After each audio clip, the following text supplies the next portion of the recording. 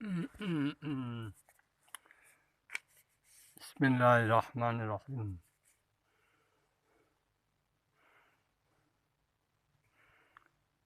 Hidup sesudah mati.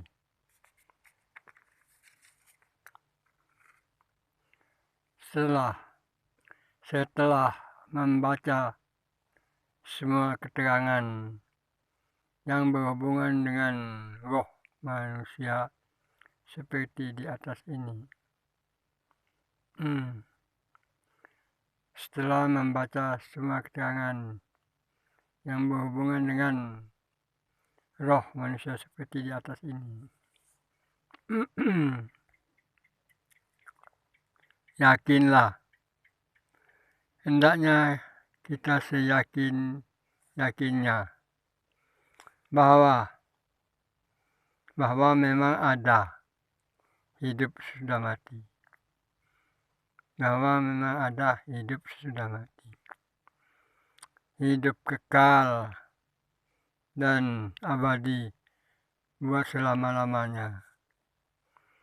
Itulah hidup yang sebenarnya hidup. Itulah hidup yang sebenarnya hidup. Bukan hidup sembarang hidup. Hidup yang tak berakhir dengan mati lagi. Bukan seperti kehidupan di dunia ini sekarang ini.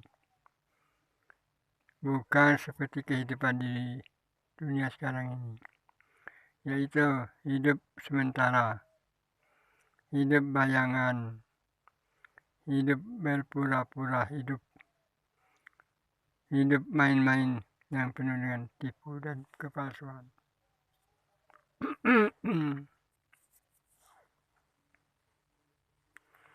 Hidup sesudah mati.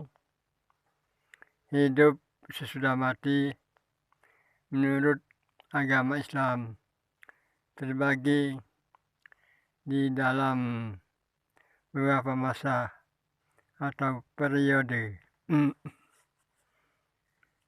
Satu periode menunggu. Yaitu masa yang sesudah seorang meninggal dunia sampai terjadinya kiamat besar, yaitu kematian total yang serentak bagi seluruh makhluk hidup, baik manusia, tumbuh-tumbuhan, malaikat, jin, dan iblis. Periode menunggu itu, periode menunggu ini dinamai alam barzah. Alam barzah atau alam kubur. Alam barzah atau alam kubur.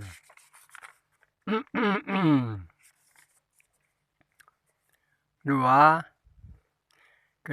periode peralihan. Periode peralihan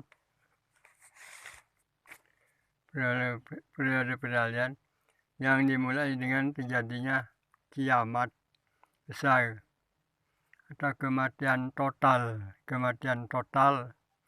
yang boleh dikatakan pergantian dunia dengan akhirat. Berakhirnya dunia ini dan mulai kehidupan akhirat.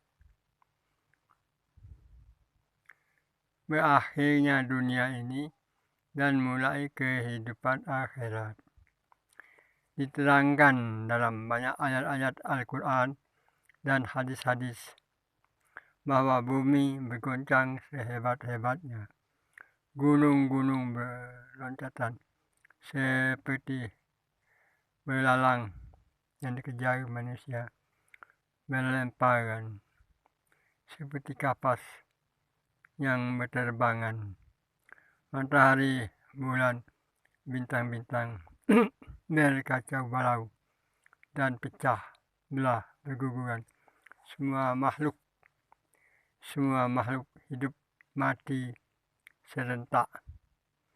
kejadian ini dinamakan kiamat besar, supaya kejadian ini kiamat besar. Sunyi, sepi, 40 tahun lamanya, tidak ada bunyi, tak ada suara, tak ada yang bergerak, angin tak berhembus, laut tak berteriak, laut tak beriak. Periode kedua, kebangkitan di mana manusia semua,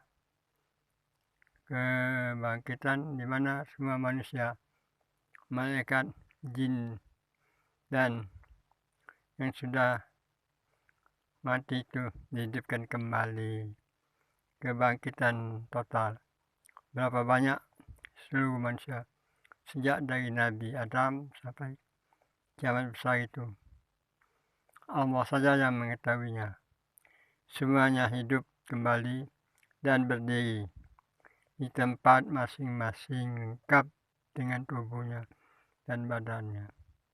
Jadi bukan hanya kehidupan roh, tetapi kehidupan roh dan jasad seperti sebelum mati. Periode ini selain dinamai kiamat besar, juga dinamai kebangkitan total, masa atau hari kegemparan besar, kira-kira 40 tahun lamanya. Semua makhluk hidup yang sudah dibangkitkan itu menunggu apa yang akan terjadi selanjutnya. Masa menunggu yang amat panik, letih, lesu, lapar, dahaga, panas, kecuali bagi beberapa golongan manusia yang istimewa karena mendapat perlindungan dari Allah dengan lindungannya.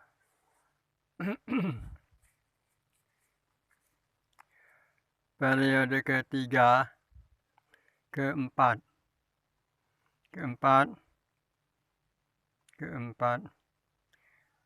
periode penghisapan. Periode penghisapan di mana setiap manusia dan jin tanpa kecuali seorang pun akan dihisap.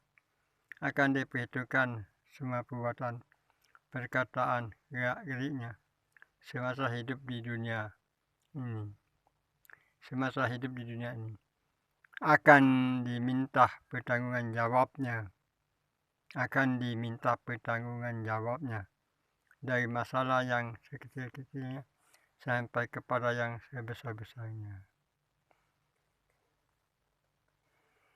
Penghisap atau pengadilan akhirat ini hampir sama caranya dengan pengadilan-pengadilan di dunia di zaman modern sekarang ini, di mana Allah SWT sendiri bertindak sebagai hakim sendiri, tanpa hakim anggota atau pengganti. Seluruh manusia dan jin menjadi terdakwa, sedang seluruh malaikat menjadi jaksa penuntut, sedangkan nabi-nabi dan rasul-rasul sebagai pembela.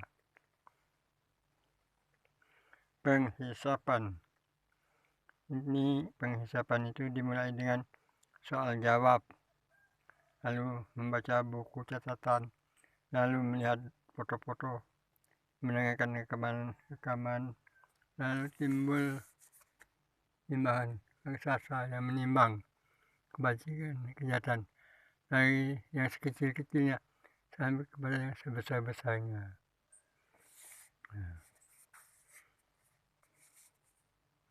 Tidak luput dari pertanggungan jawab itu para nabi dan rasul, malah mereka lah yang paling berat pertanggungjawabannya. Dan yang paling berat pula adalah orang-orang yang semasa hidupnya memegang kekuasaan seperti kepala negara, menteri-menteri, pemimpin besar, sampai kepada pemimpin-pemimpin kecil. Bagi setiap manusia, apa saja kedudukannya, dianggap oleh Allah sebagai pemimpin. yang bertanggung jawab, dan begitulah seterusnya. Inilah yang dinamai Yaumiddin, hari perhisapan. Inilah yang dinamai Yaumiddin, hari penghisapan. Nah, jadi dulu saudara. Sampai di sini kita membaca. Masih satu periode lagi. Periode yang ke-5. Periode pembalasan. Periode pembalasan di mana setiap orang telah dihisap, telah diadili. Untuk sekali lagi, mudah-mudahan kita akan baca. Akan mendapat pembalasan dari apa saja yang mereka pernah lakukan dalam hidupnya di dunia. Perbuatan yang baik akan dibalas Allah dengan kebaikan. Perbuatan jelek akan dibalas Allah dengan kejahatan yang setimpal. Allah tidak akan aniaya sedikit pun. Allah tidak akan aniaya sedikit pun. Allah Maha Adil. Sebagai konsekuensi dari keadilan itu, diadakanlah pembalasan setimpal. Ada yang masuk surga dan ada pula yang masuk neraka. Yang masuk surga menang, bahagia dan kesenangan dan kebahagiaan yang sempurnanya buat selama-lamanya. Dan yang masuk neraka akan sengsara dan menderita terus-menerus dengan penderitaan yang sesungguh-sungguhnya pula. Demikianlah kesimpulan dari kehidupan sudah mati yang akan ditempuh oleh setiap manusia tanpa kecuali. Sekarang marilah kita bicarakan satu persatu masing-masing periode itu dengan keterangan yang lebih terperinci dan mendalam, tapi dengan ringkas. Nah, ya, sampai sekian ya saudara-saudara yang terhormat. Moga-moga menjadi peringatan dan perlindungan bagi kita, terutama bagi saya sendiri sebagai pembaca, dan juga kepada saudara-saudara yang berkenan, yang terbuka dan terpikir dalam hatinya. Semoga mendapat petunjuk dan bimbingan. Amin. Ya Allah, amin. Wallahu a'lam bishawab. Assalamualaikum warahmatullahi wabarakatuh.